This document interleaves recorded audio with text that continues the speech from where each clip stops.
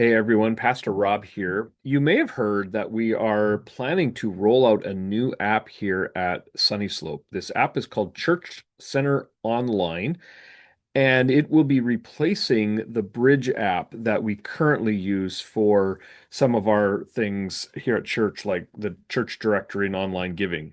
Church Center Online actually allows for a lot more functionality, and beginning in the fall, we're going to be rolling this out, and you'll still be able to use the Bridge app through the end of December. And then after December, we're going to be using exclusively the Church Center app.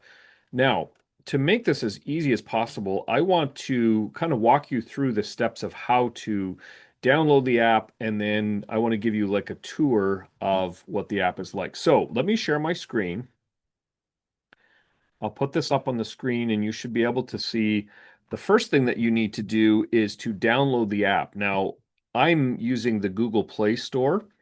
If you, one of the ways you can do this is you can search here for Church Center Online, and it will bring up an app, and you can kind of tell that you have the right app because it'll say Planning Center, and it has this little icon here.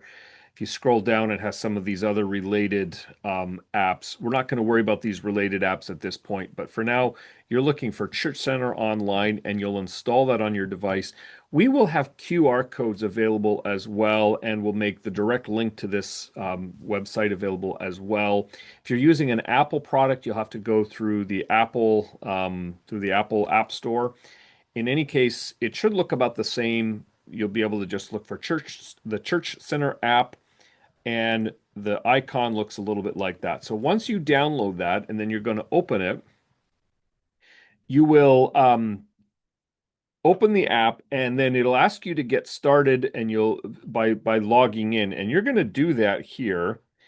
And the way to do that is to first is you have to use your either your email or your cell phone, and it will send you it'll send you a code that will let you get logged in. So all logged in, and the screen that you will see on your phone is not going to look exactly identical to this, but it will look pretty close. And so this will be up obviously on your screen. It's a little bit smaller. I'm going to give you just a quick overview of what you can find on the home screen and how to use the app and where to find what you might be looking for. So first things first, you can scroll down and you'll see it's got our church mission statement, time of service. You can phone, email, or visit the website. There's links right there. There's a map in case you don't know where a church is found. Here's a request. If you have prayer requests, you can click there and it'll give you a form that you can use to submit those. Maybe down here near the bottom are some of the more important things. This is where upcoming events will all be listed. And as events are planned and scheduled and signups become available, all of that will be here at the bottom of the screen. And then finally, near the very bottom is our latest worships or our latest worship service there. So this is what the home screen looks like. One of the things that you need to pay attention to is this little icon here. It will look different for you. This is like your personal information. So when you click on that, it has your own personal profile.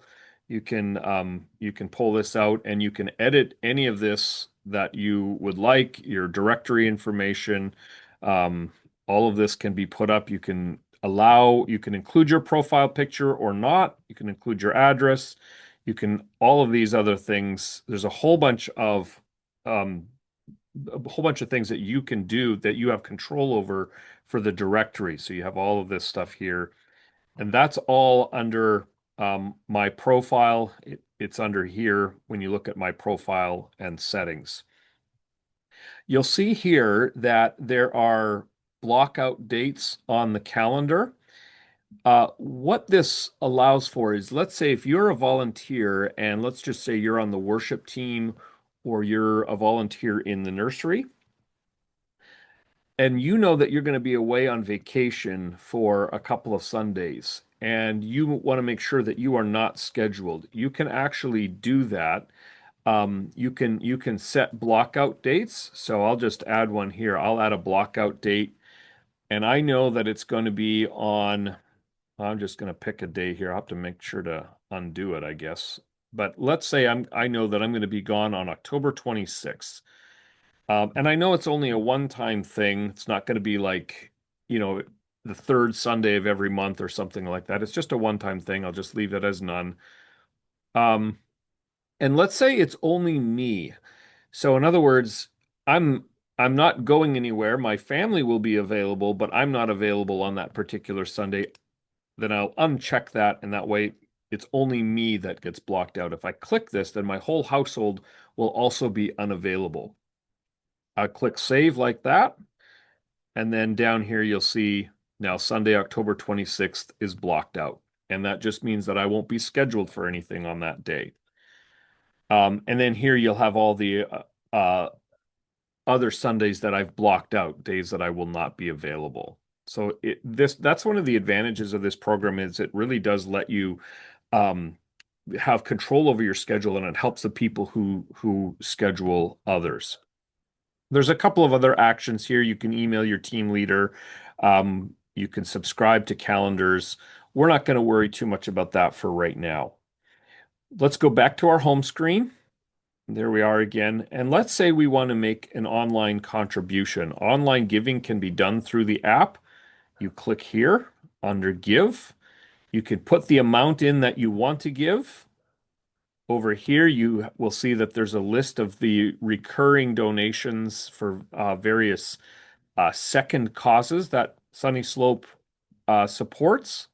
You can click on any one of those. I'm not going to follow through with all of this too far. But if I were, you can set frequency, whether it be a one-time or a recurring thing. Your payment methods are down here. You would add a payment and then enter your information.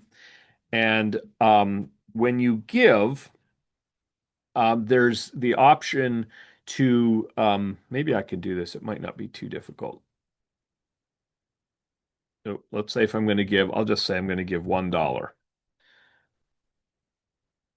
And then you'll notice right here, it says you can add 30 cents to cover the processing fee. And then you would click that and you would give $1.30. A dollar of it would go to Sunny Slope, and the 30-cent fee would go to the Stripe payment company. You can also give with a debit card, and you'll notice that there's a different fee there. The fee structure for debit and credit cards is a little bit different. So ACH bank transfers are much cheaper. But in either case, you have the option of supporting and covering the cost. That's a huge reason that we've decided to make the switch because we were paying a lot of money in fees to the credit card companies, and this way we can do things through ACH giving, which only costs us 30 cents per transaction, and it allows you to cover that cost if you wish. All right, let's go to a different heading here. We'll go to directory. This is where you'll be able to find and locate individuals in the church. Remember that you actually have the ability to control who sees what. That's under the profile picture up there. That gives you control. If you don't want your picture shared, if you don't want your address, your phone number, your email, you can select that not to be shared.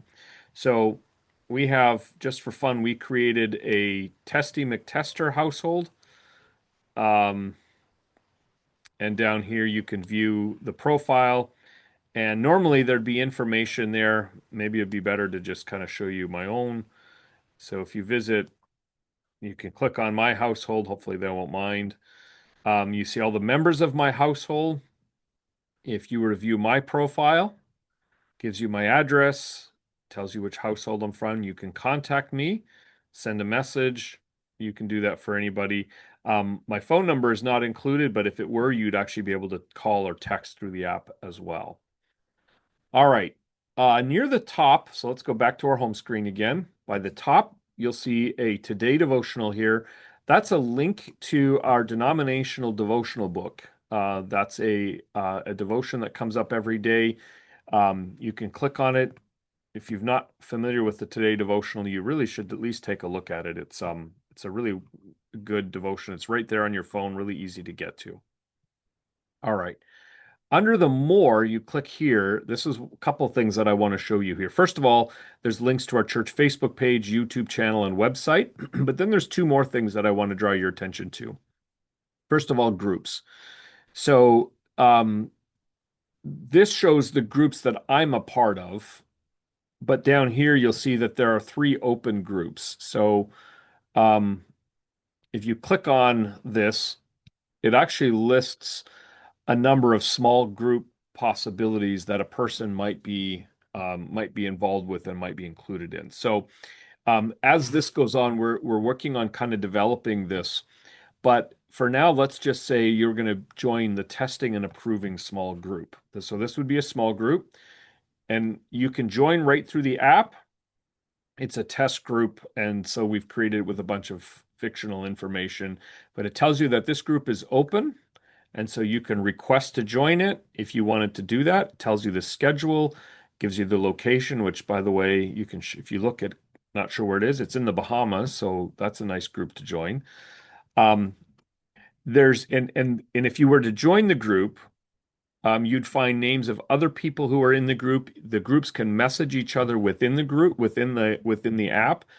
You can get reminders for when the group is meeting. There's all kinds of functionality like that. The neat thing is once a group is full, the group automatically closes and then you're not able to join the group. So only the groups that are meeting are available to join.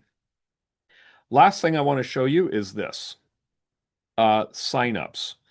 So our church hosts events throughout the year, things like Camp Tadmor or the Women's Retreat or other such things. And of course, we always need to know who's coming and how many and how to plan, and that's not always so easy. And then it's especially difficult if you want to pay online.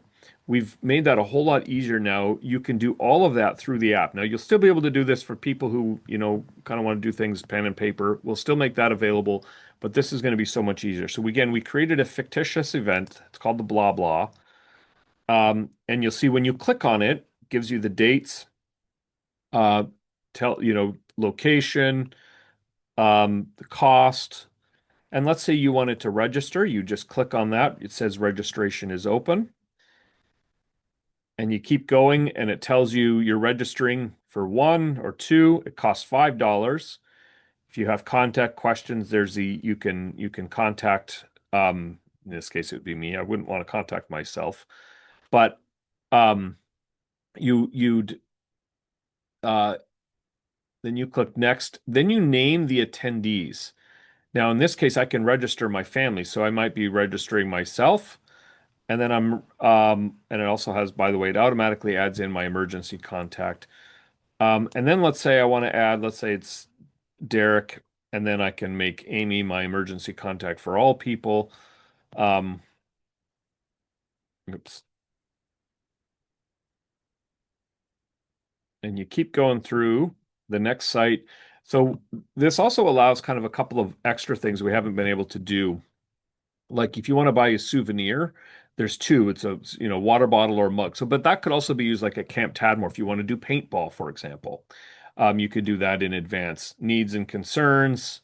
Okay, Derek wants a souvenir too, and so he's going to have the water bottle. So, or maybe he'll have the mug. Let's do that. Um, Next. So then it kind of adds it all up for me. Standard is Rob, Derek, because it's the base cost in the souvenir. All the credit card information is there. Now, there's also a thing where you can enter a discount, and I happen to know that there's a discount code that would be available. Like if we wanted to do, you know, half price or something like that, there's ways that we could do all of that so it would automatically discount the cost. Now, I'm not going to actually register here, but that gives you a sense of what we'll be able to do through the app. And then once you register, then you go back to your home screen and then you'd actually find it here. It would show up on your feed because you've registered, and then you'd get like reminders and things. It also, over time, it will also actually send you, like, as let's just say as it gets closer to the event, it will send you information about like where to park or who your roommate is or what to pack, whatever. We can set that up so it automatically sends you these emails, and it will just help with communication a lot. So That's the app, and maybe that gives you a little sense of why we're making this transition and what we hope to gain from it. Probably there'll be little kinks and hiccups along the way as we roll this out. If that happens, please don't hesitate to reach out and we'll try to give as much troubleshooting as we can. We want to make this as smooth as possible. Well, thanks for watching. Hopefully, this gives you a sense of what we're doing and why we're doing it and gives you some help in navigating the new app. All right, thanks for watching.